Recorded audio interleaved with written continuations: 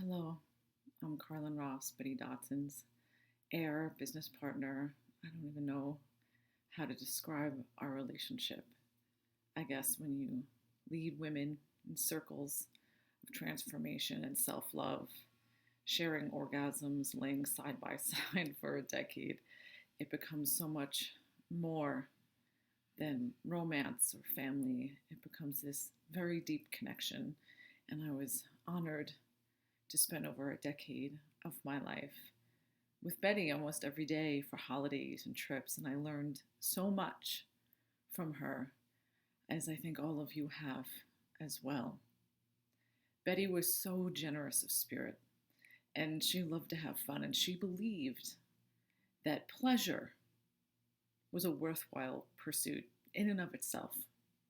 She loved herself more than anything and anyone, and that was her brilliance, because she showed us that there's no problem. She used to say all the time, there's no issue being self-full, knowing who you are, knowing what you like, and pursuing that.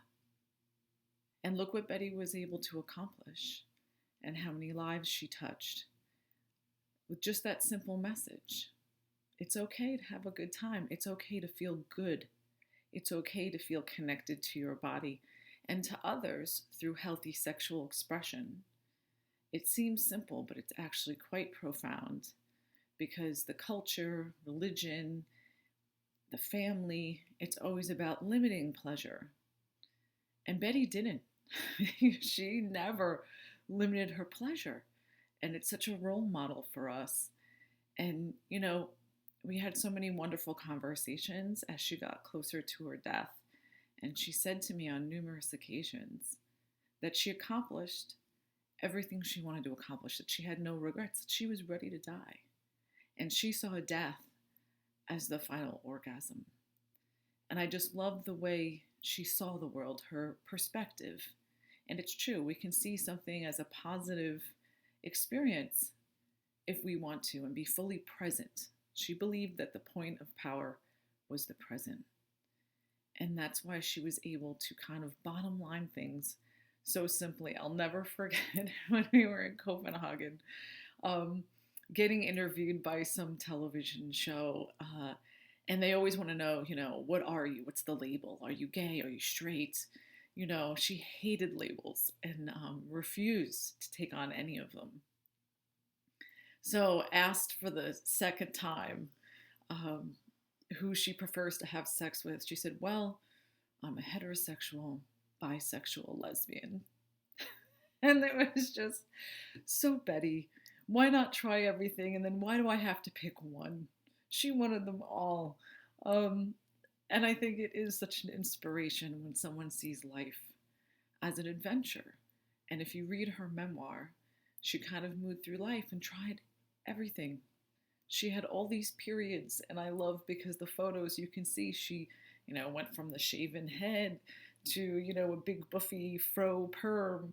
She tried everything and she explored, and she never limited herself. And that doesn't mean that she wasn't nervous. There were times I saw her break out in a cold sweat under her arms, and she would say, if you're not doing anything worthwhile, you're not nervous. Like if you just coast through and everything's easy, you're not challenging yourself.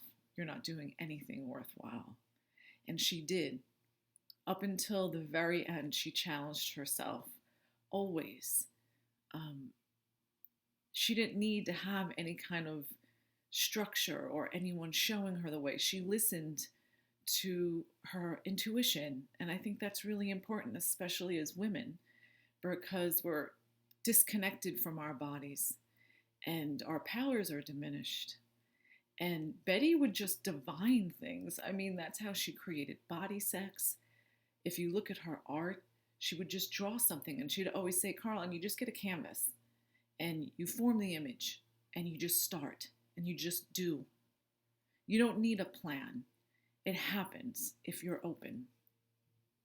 And that's why we have the wonderful books and films and art and ideas and philosophy.